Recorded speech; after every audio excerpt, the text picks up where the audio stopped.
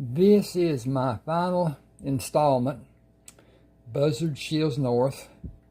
It's about his life from the time he was a child in Lubbock, Texas, through his service and the Army, and building troop barracks, and then in his surveying of the four corner of Colorado, Utah, Arizona, New Mexico.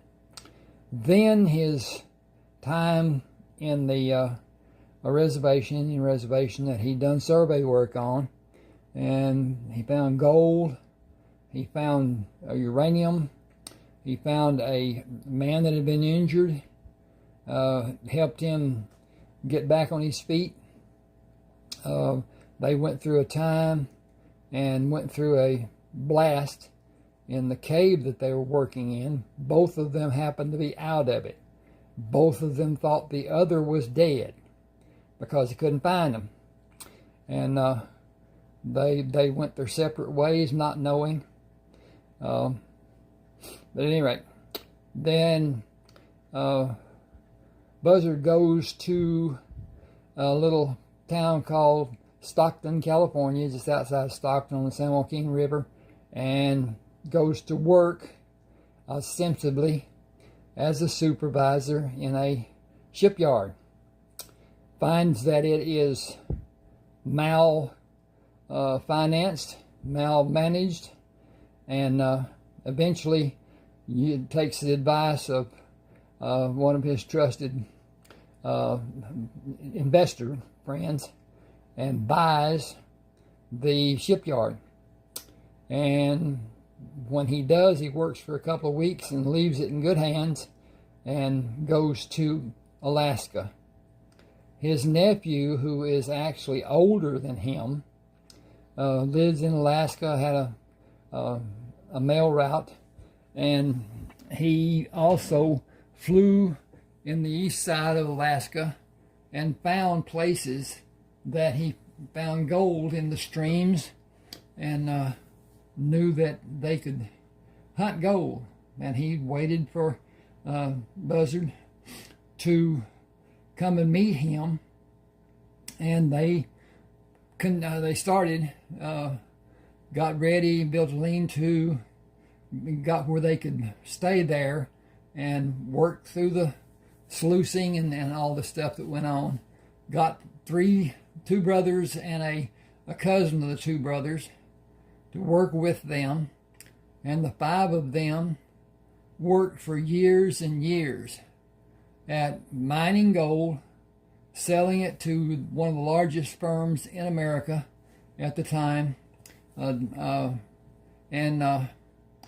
became richer and richer and richer because they invested what they got. They didn't have much need for anything. At any rate, then Buzzard built a house over on the east side of Alaska, where hardly anyone lives even today. It's borders, it's close to Canada, but at any rate, this is a depiction of his bear. He found a cub that was just a few days old with its dead mother, and he enticed it, got it into a knapsack, and fed it, kept it, and it got to the point it was too big for him to handle, to get into the airplane or into the truck or anything, and he took her to the house that he built. He had a room under it on the ground, left an opening so that she could get into it, left an opening in the floor that she could not get through with a grating, so that there'd be some heat that went down to her on the coldest nights. But at any rate, within this book, they have now, they completed the last year. I think that would have been in 1940. And the two of the brothers and the cousin, who would be Galen and Roger Mortensen, and then Billy, their cousin, talked about going to visit Spain. And they decided they would take time and fly to different portions of America, up into Montreal, St. John, Reykjavik, London, Paris, and down to Valencia, Spain. That was their thing. They found out, which was kind of surprising to them, that since they were listed as their fortunes were listed in certain magazines, trade magazines and whatever, they were well known, VIP, and they could not go without some form of protection. In England, especially, in France, even in Spain, because something happened in one of them, somebody being ransomed, abducted, and all this stuff, would be an international incident. So what they had planned, the freedom that they had planned to have, they did not have. And they did go fishing as they'd planned to do on the Mediterranean. It was not enjoyable because they weren't alone. They were chaperoned. They had to be, to remain safe. And they decided that the second day was the same as the first, and so they all wanted to go home. And it was not well received by the people who were with them, but they had been told that they would not be allowed to buy anything themselves. They could get anything they wanted, but Spain would pay for it. The government of Spain would pay for it, and that just left them feeling like they were not being appreciated, and they didn't appreciate it being done to them. So they went back. The problem is, as soon as they left Spain, they went into France. A plane was waiting on them to take them to London. There was a plane waiting on them in London to take them to Reykjavik. And they had missed the flight to Reykjavik, and it only happened once a week. So they had the plane stay in Reykjavik for about 30 minutes extra until they could get there. Then they cleared out the front of the plane and left places for them to sit. The people on the flight didn't like it. One woman talked about it. She was from Canada, and Buzzard told her, this we're free, but you can't just do this and whatever. So anyway, they got to St. John's, and there they bought tickets because they had been given tickets up until that point coming back home, and flew to Montreal, and they were met by John Tenenbaum, who was part of the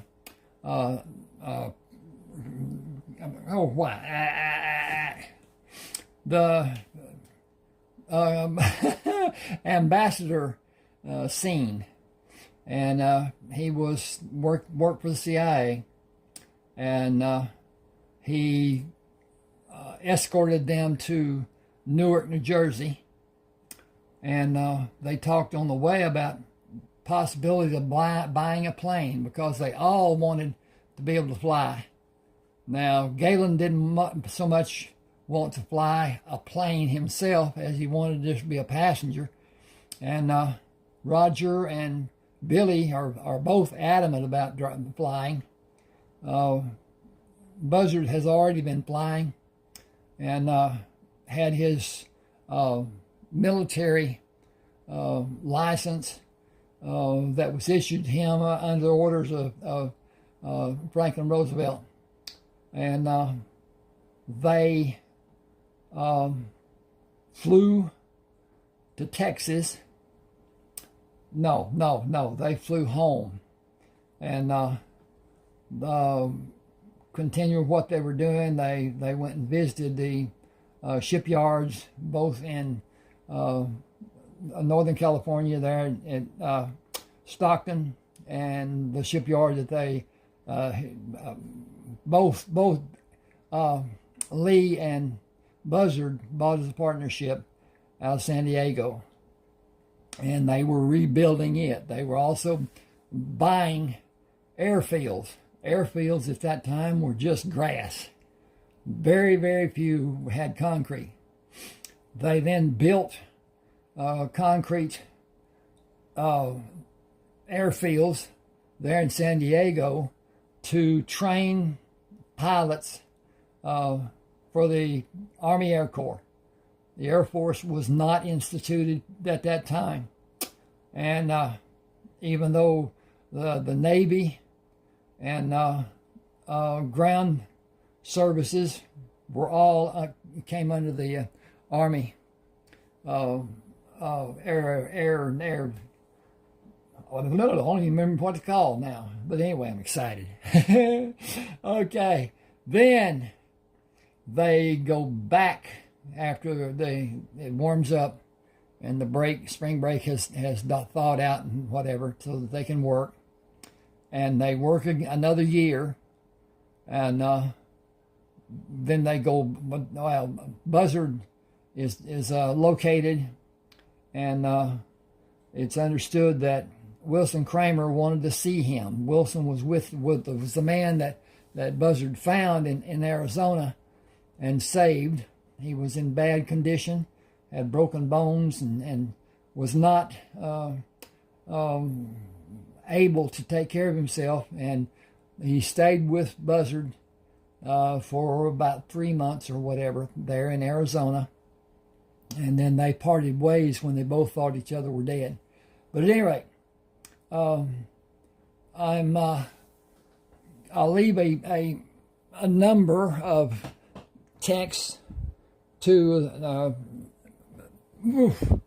links to books that I have on Smashwords. They can be purchased on Smashwords still. Smashwords partnered with Draft2Digital, and Draft2Digital is now taking care of my books, and they're really taking care of me. They're not paying me almost anything every time they sell one of my books.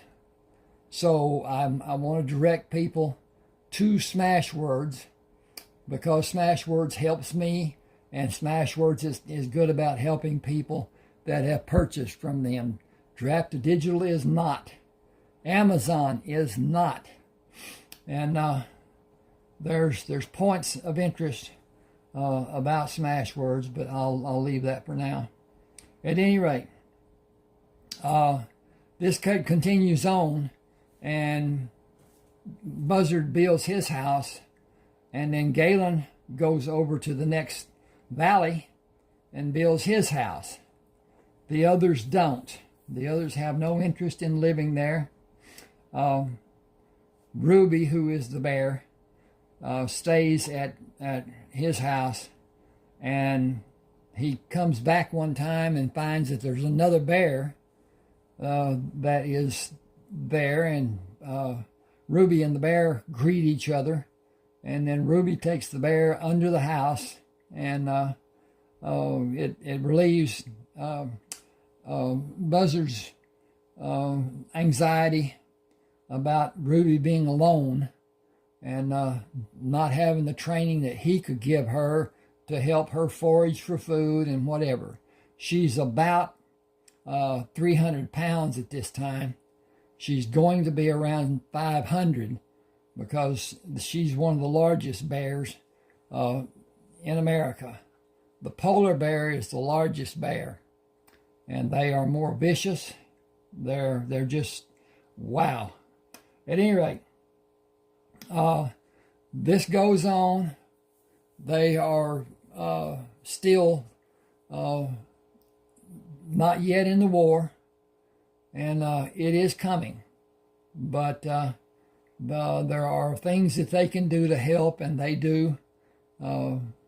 Buzzard goes and talks to Franklin Delano Roosevelt about what needs to be done, what he feels needs to be done. And part of it is to take the Air Corps away from the Army and make it an Air Force. And there are many people that have advocated for that, but at any rate, it will be done later after the war. It was not done, I can't remember what date it was, but at any rate, the purpose that the Army Air Corps had for the pilots was to support the troops, not bombing, nothing to do with war to speak of. And that was changed to a degree so that they could drop torpedoes and they could drop bombs and whatever. And with that being done, they annihilated the Japanese aircraft carriers and sank the last one, the Akaya, I think in 44. But the Germans ran out of everything that they needed, especially gasoline, and they surrendered. Supposedly, Hitler killed himself, though they say it wasn't him. And the autopsy was not done. Nothing was done to prove it was him. And they think that he went to South America, and they think he lived out his life down there. But at any rate, there are many Germans that went there. There are cities in Ecuador and some of the other countries in South America that are German-speaking. And it's not right what was done, but anyway, it was done. At any rate, once the Germans surrendered, the impetus was on defeating the Japanese. And the Russians and England and other allies did that. Then the atomic bomb was invented, and they first dropped a bomb on Hiroshima or Nagasaki? Hiroshima, I believe, first. And the Japanese did not surrender. They thought it was a fluke. They thought it was a mistake. They thought there wasn't anything that could be that powerful to just annihilate a whole city. And when that first bomb was dropped, it killed about 100,000 people, and more died from radiation and whatever after that. And they talk about the black rain, which was rain that was mixed with radiation and whatever. But at any rate, they would not capitulate. They would not surrender. Even though the emperor asked them to, they would not do it. They had the samurai code that is fight to the death. And that's what they intended to do.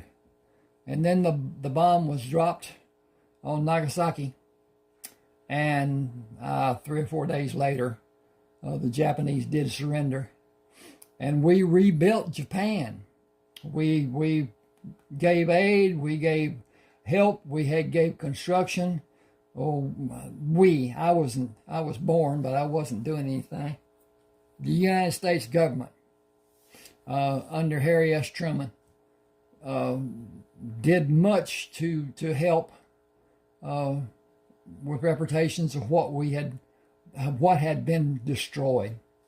At any rate, this goes on after the war ends, and they are told that they are no longer needed to continue with the gold discoveries they were doing, and they stopped. They didn't stop completely because Buzzard owned a plot of ground that had gold on it that wasn't like they had been doing, didn't have the production that they'd been doing. And Galen also has a house that has gold on it.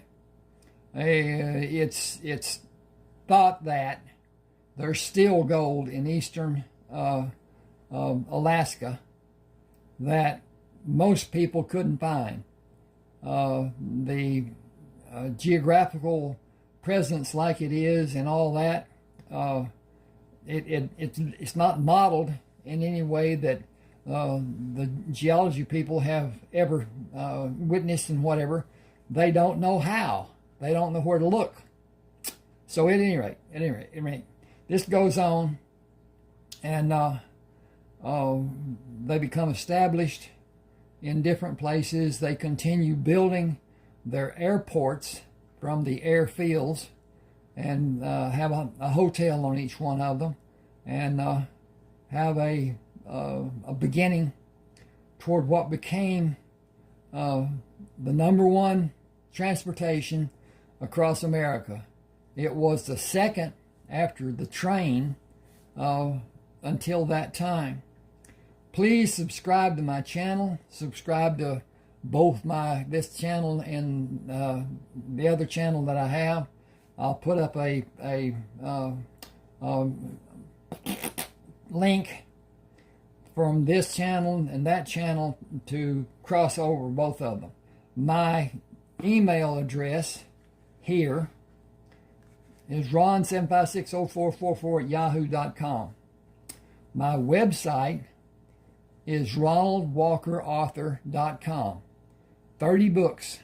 I actually have 31 books done, but I'm working on 32nd one. My computer had a fuzzball and dropped over, but whatever. But anyway, then I'll leave links for both my email account and the website. Purchases can be made on the website. I would rather they be made through Smashwords because it costs me less money. I have to pay for equity every time a book is sold, and I'd really rather not do that. But anyway, I'd have to send. I'd be busy doing that and don't really want to. So at any rate, do subscribe to this channel. Hit the like button. Share. Tell people about it. Get me going. It helps me to grow. Appreciate you being with me. And let me know something. Thank you.